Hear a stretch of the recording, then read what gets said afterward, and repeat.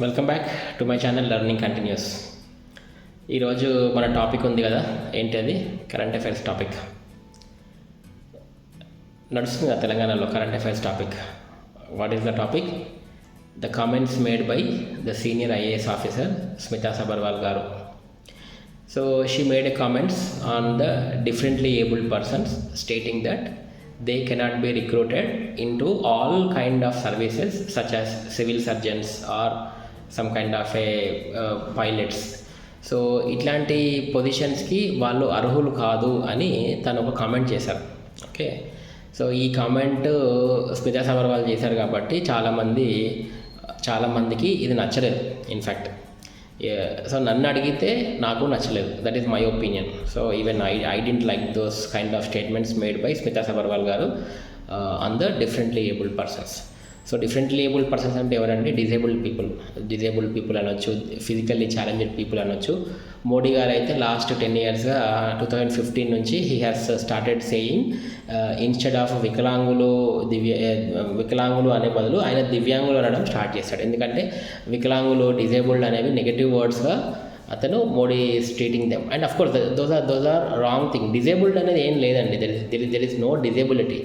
They are differently abled persons. They are not disabled people. They are differently abled people. For example నేను చిన్న example చెప్తానండి. మనకి హైదరాబాద్ నుంచి ఒక అతను ఉన్నాడు, భానుప్రకాష్. ఆయన he is a great mathematician, very young boy, maybe 20s ఉంటాడు అనుకుంటాం, mid 20sలో. ఆయన even he has cracked all the puzzles by even he has overcome అన్ని ప్రాబ్లమ్స్ సాల్వ్ చేసేసాడు. శకుంతల దేవి ఉన్నది కదా, ద గ్రేట్ మ్యాథమెటిషియన్, ఆమెను కూడా ఓడించేస్తాడు ఇతను, భానుప్రకాష్ అతను. కానీ అతన్ని చిన్నప్పుడు వాళ్ళ స్కూల్లో మీ అబ్బాయి దేనికి పనికిరాడు, హీ హ్యాస్ ఆటిజం అని చెప్పి తనని స్కూల్లో నుంచి నెట్టేశారనమాట. కానీ వాళ్ళ అమ్మ ఏం చేసింది, ఇంటికి తీసుకొచ్చి అతనికి అన్ని రకాల పజిల్స్ అవి ఇవి అన్నీ ఇచ్చేస్తే అవన్నీ సాల్వ్ చేసుకుంటూ ఇప్పుడు చూడండి అతను Bhanuprakash is all time greatest mathematician తయారయ్యాడు. సో ఆయన ఇప్పుడు చెప్పండి, ఆయన డిజేబుల్డా, డిఫరెంట్లీ ఏబుల్డ్ పర్సనా? సో అట్లా అనమాట. సో డిజేబిలిటీ అనేది ఏం లేదు. సో డిజేబిలిటీ అని మాట్లాడుకుంటే మరి రెండు ఉంటాయి. Disability physically disabled, mentally disabled కూడా కదా. ఇప్పుడు ఇట్లాంటి సీనియర్ పీపుల్ ఇట్లాంటి పొజిషన్స్లో గ్రేట్ పొజిషన్స్లో ఉన్న వాళ్ళు ఫర్ ఎగ్జాంపుల్ ఏదైనా పిచ్చి మాటలు మాట్లాడితే దాన్ని కూడా మనం ఎట్లా ట్రీట్ చేయాలండి? ఫర్ ఎగ్జాంపుల్ 2017లో ట్రంప్ కూడా ఇలాగే మాట్లాడాడు. అతను కూడా స్టేజ్లో ఒకసారి ఒక ఫిజికల్లీ డిజేబుల్డ్ పర్సన్ని కూడా అతను హ్యూమిలియేట్ చేస్తాడు ట్రంప్ కూడా.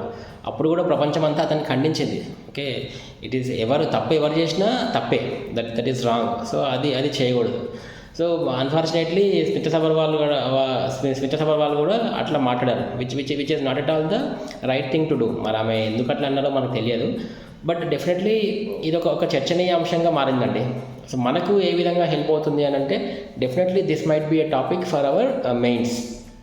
గ్రూప్ 1 పేపర్ 1లో మనకి జనరల్ ఎస్సే ఉంది కదా. జనరల్ ఎస్సేలో మనకి హ్యూమన్ రిసోర్స్ డెవలప్మెంట్లో రావచ్చు. ఇది లాస్ట్ సెక్షన్ ఉంది కదా, education and human resource development. దాంట్లో ఇది వచ్చే అవకాశం ఉంది, ఎందుకంటే హ్యూమన్ రిసోర్స్ డెవలప్మెంట్ ఈ టాపిక్ వచ్చే అవకాశం ఉంది. సో మనకి ఈ టాపిక్ని చూసుకుంటే మనకి కాన్స్టిట్యూషనే మనకి చాలా అంటే ఇట్లాంటి పీపుల్కి, దివ్యాంగులకి చాలా రకాల ప్రొవిజన్స్ ఇస్తుంది. If you go in to the constitution and look at the article, ఇదేంటి మన పార్ట్ 2 ఆఫ్ షెడ్యూల్ 7 చూడండి. మీకు వీళ్ళకి దివ్యాంగుల కోసం, డిజేబుల్డ్ పర్సన్స్ కోసము అందులో స్పెషల్ ప్రివిలేజెస్ మెన్షన్ చేశారు షెడ్యూల్ 7లో. అండ్ ఆర్టికల్ 15(1) చెప్తుంది, ఆర్టికల్ 15(2) చెప్తుంది. Okay, right against discrimination. So including the discrimination, ఎవరిని కూడా మనం డిస్క్రిమినేట్ చేయొద్దు అని ఆర్టికల్ 15(1), ఆర్టికల్ 15(2) చెప్తుంది. అండ్ ఇంకోటి DPSP ఉంది కదా, directive principles of state policy, article 41 కూడా చెప్తుంది ఈక్వల్ ఆపర్చునిటీస్ ప్రొవైడ్ చేయాలి అని. సో ఎక్కడికక్కడ మన కాన్స్టిట్యూషను చాలా సందర్భాలలో వీళ్ళకి చాలా ప్రొవిజన్స్ ఇచ్చింది. అండ్ దీంతో పాటు ప్రొవిజన్స్తో పాటు ఇంకా వెల్ఫేర్ స్కీమ్స్ కూడా ప్రొవైడ్ చేసింది. ఫర్ ఎగ్జాంపుల్ DDRS అని ఉందండి, Deen Dayal disability rehabilitation scheme అని ఉంది.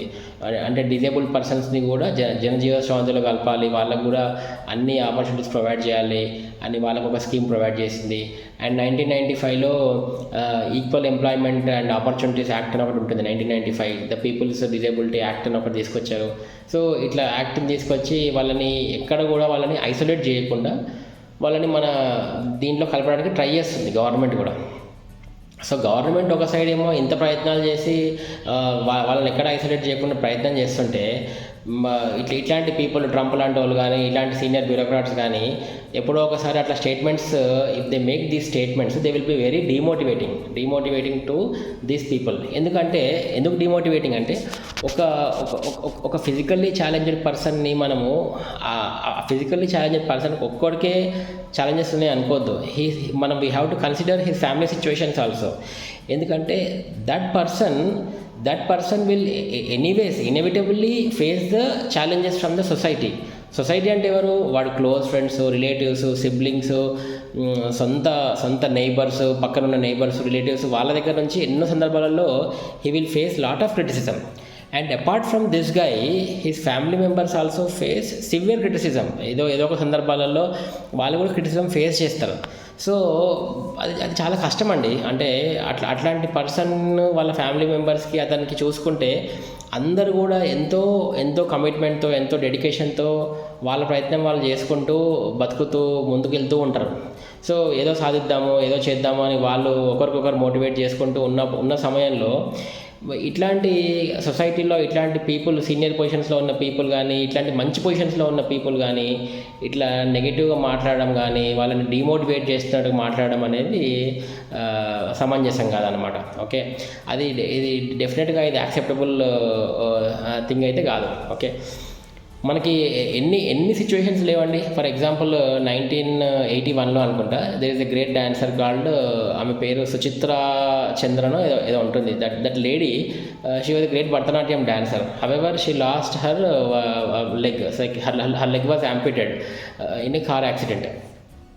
బట్ ఆమె ఏం చేసింది, ఆమె భరతనాట్యం ఇష్టంతో మళ్ళీ ఒక ఆర్టిఫిషియల్ లెగ్ పెట్టుకొని ఆమె she could again come back in to the Bharatanatyam and one the greatest awards. మనకి రామోజీరావు గారు కూడా ఆమె మీద మూవీ కూడా తీశారు కదా, ఇది మయూరి అనే ఒక మూవీ ఉంది. మయూరి 1985లో వచ్చింది, రామోజీరావు గారు తీశారు.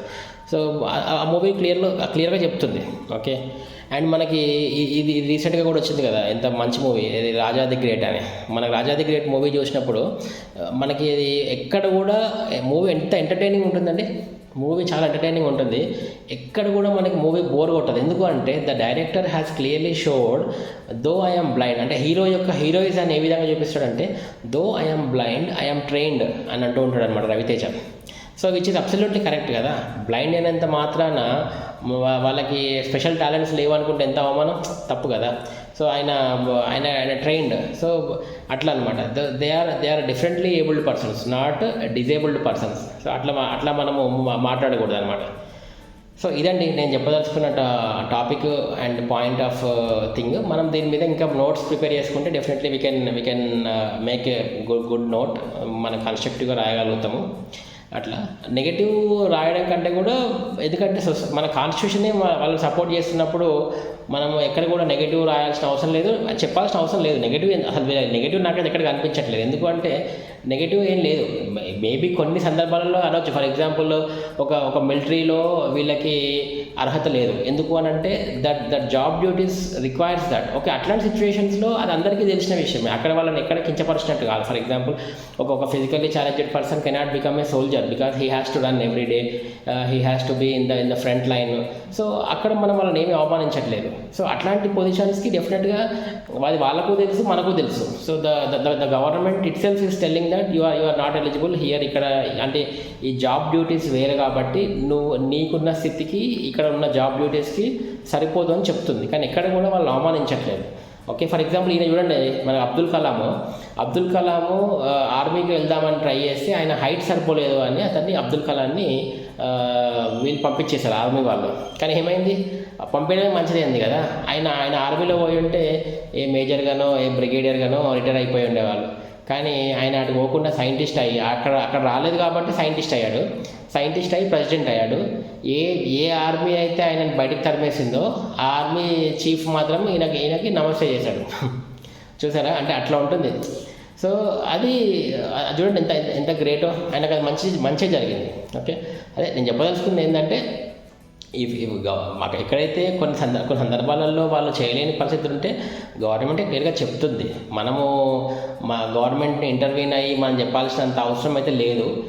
సో ఇట్లాంటి కామెంట్స్ చేయకుండా ఉంటేనే బెటర్ అండి. అట్లా అది కూడా that in the senior most పొజిషన్లో ఉన్న వాళ్ళు డెఫినెట్గా చేయకూడదండి. Okay, so you guys make some notes డెఫినెట్గా. ఇప్పుడు నేను ఇందాక చెప్పిన కొన్ని పాయింట్స్ ఉన్నాయి కదా, అది మనకి ఏంటంటే బిఏ సోషాలజీ బుక్ ఉంది Telugu academy, sociology second year బుక్లో ఉంటుందండి. బిఏ సోషాలజీ సెకండ్ ఇయర్ బుక్లో థర్డ్ సెమిస్టర్లో ఉంటుంది. పేజ్ నెంబర్ 135లో నేను చెప్పిన పాయింట్స్ ఉంటాయి. Try to see that and make notes. అది మనకి సోషాలజీ టాపిక్లో ఉంది.